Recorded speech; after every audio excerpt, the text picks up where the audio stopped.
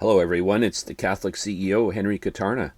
Welcome to this Catholic Business Wisdom series. Topic today, debt management. Debt management. I'm going to begin by mentioning that I'm going to cover 4 different categories today. First, where debt can be applied or is applied. Secondly, some rules that I would want you to follow on the handling of debt. And number 3, the challenges with debt. What exactly are some of the challenges that you're going to face when you take on debt? And then finally, the types of debt. What are they? What are the types of debt? And specifically, what are the mechanisms that are used that will lend you money in the form of debt? So here we go. But first, I'd like to begin with an anecdote. I wanted to tell you that in my family, probably for the last, I would say, almost 100 years in my whole family history, the women, for the most part, have very little tolerance for debt. And I'm speaking of women who worked either at home all the time, raised children, homeschooled, partly homeschooled, or who had side gigs, or who worked professionally outside of the home in the wage economy. All of the women in my family, I would say, have an aversion to debt and a lack of tolerance to debt, you might say. And I'm saying that positively. The men, on the other hand, had a tolerance for debt insofar as it was the only way to acquire a money machine, a business that could produce sustainable income to keep the family. I'm not talking about side gigs here. I'm talking about the main support for the family. Most of the men in my family realize that to start a business and to create a machine, let's call it, that produces money, you have to have debt. You have to have a line of credit. You have to have some working capital. You have to have a mortgage. You have to buy a business. You have to buy equipment. You have to lease equipment. You have to lease vehicles. You have to buy vehicles. And so to grow the business and start it and support the family and to create that surplus that is necessary for giving to charity or for your own pension plan or for family needs such as education and the development of children and so on. The men and the women, it's just an interesting phenomenon. In the end, an accommodation was always reached because in the end, I think people realized that debt is necessary to some extent. Anyway, that's an anecdote. Let's begin, first of all, 3 cases where debt is used or applied. First of all, personal debt. You might be most familiar with this. You need to buy a car, you need to buy some furniture, you need to buy appliances, and you may be at an early point in your career where you don't have the money saved up, or you have perhaps an immediate urgent need. The dryer conks out, well, you might have to buy a new one. And your freezer goes, and so you might have to buy one immediately, and you may not have completed your savings program yet. So personal debt, my opinion on it is, avoid it as much as possible, and in fact say no to it if you can. Second type of debt, family debt. I call it family debt because mortgage, you might have to have a house. You may not want to rent a house. You may want to buy and own your own house or property, and therefore you have to have a mortgage. So that's a legitimate form of debt. You may also go into debt, although I don't like this system. I know nobody likes this system, but student loans. You may have to borrow money to educate yourself or your children. And so my opinion on this type of debt, family debt, I call it okay with a cautionary note. Similarly, business debt. If you're going to get into business and either grow a business or start one, and you have a choice between debt and equity in terms of investment coming in, that's another topic for another day. Generally speaking, my opinion is that this type of debt is okay with caution as well.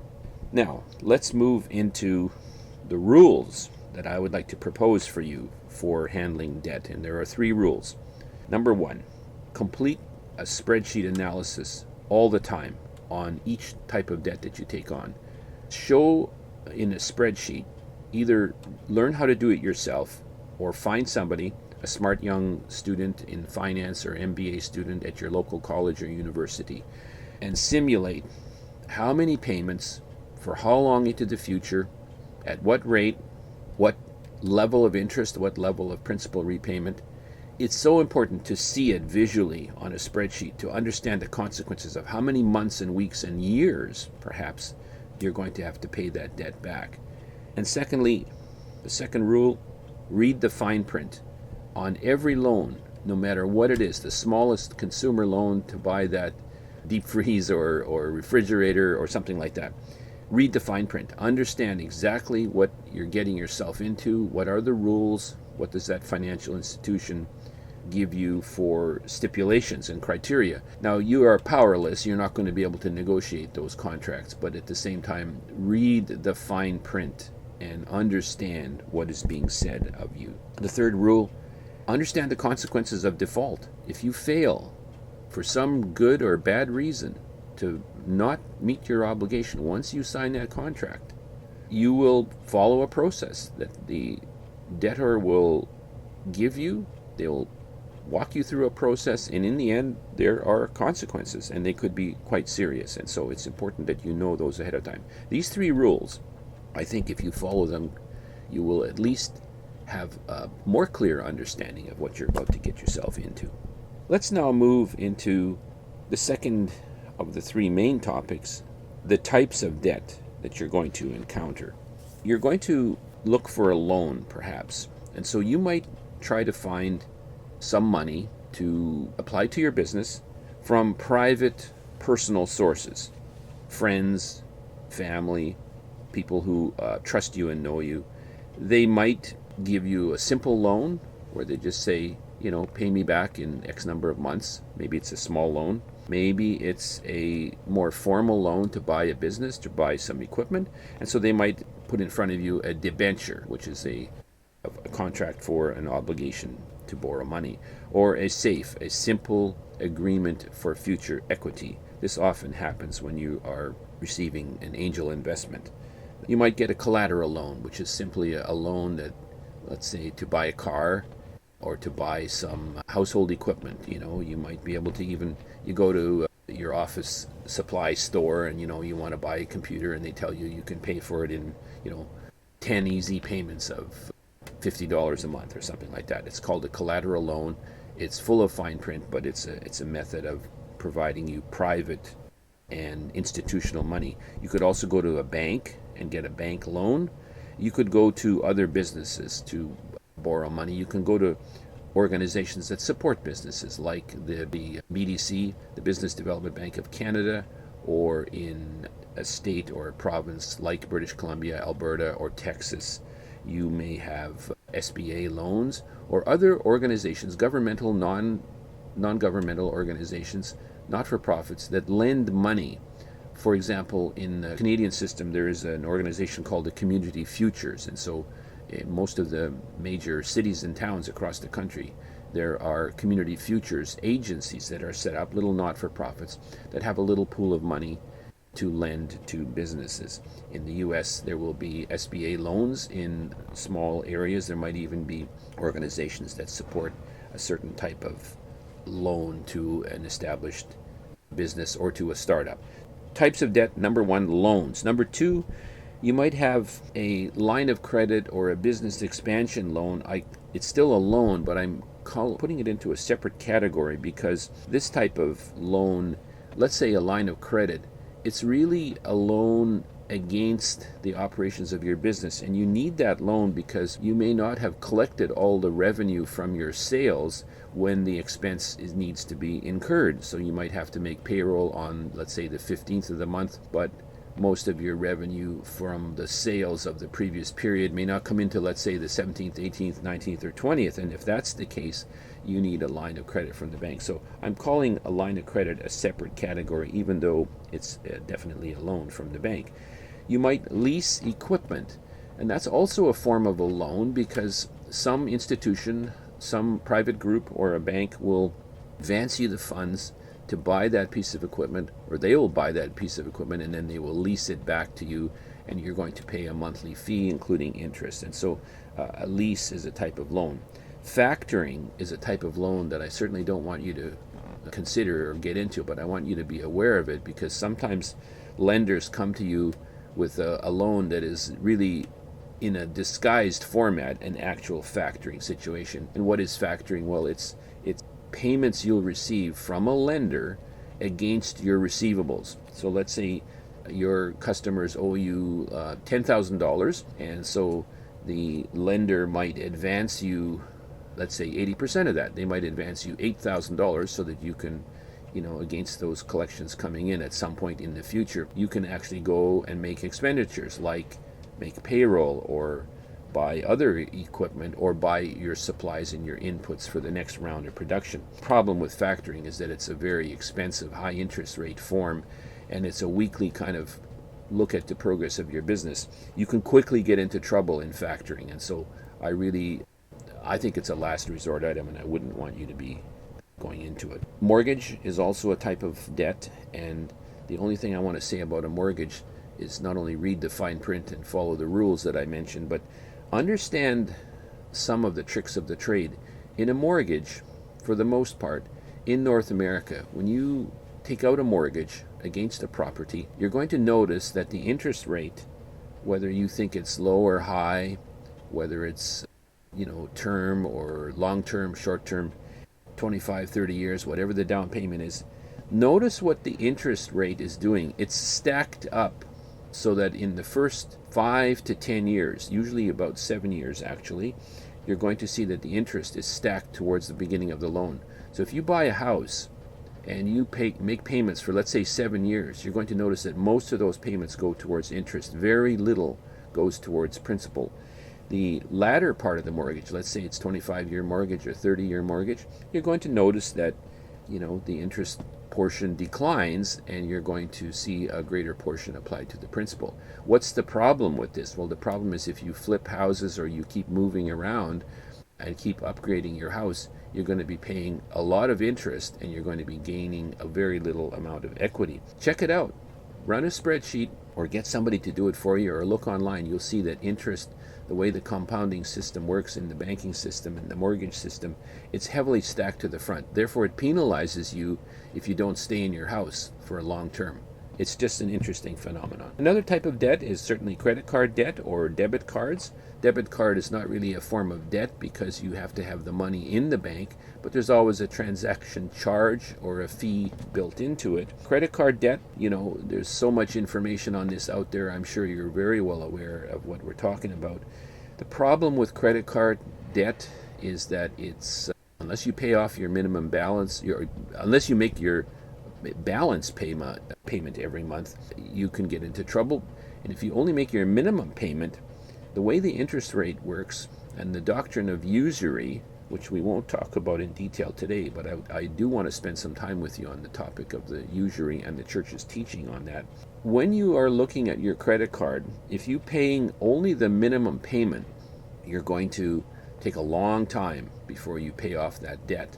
The magic number for a usurious interest rate where you will never pay it off, never, is around that 27, 28, 29%. That's why legally you'll find that most interest rates for normal loans, not talking high ratio or emergency type loans, the interest rate is capped at 28 or 29%, because if you only make the minimum payment on any given loan and you have an interest rate of 29%, you will never pay it off. It's impossible to pay it off. Check it out. It's a whole trouble that comes upon people who get into credit card debt. So my advice on credit card debt is avoid it as much as possible. And certainly most people need a credit card. You can't carry cash. You can't always carry that debit card, but it's something that is, it's problematic. It's laden with trouble, and so you need to be careful. Some organizations give out, let's say, call it forgivable loans. You might be going to an SBA or a community futures type program, and they might issue a loan to small business, and it's really forgivable in the certain sense that you may, here's an example, you might have to make payments for 2 years, or you might have to achieve certain business targets, and then they can forgive a certain portion or all of the loan.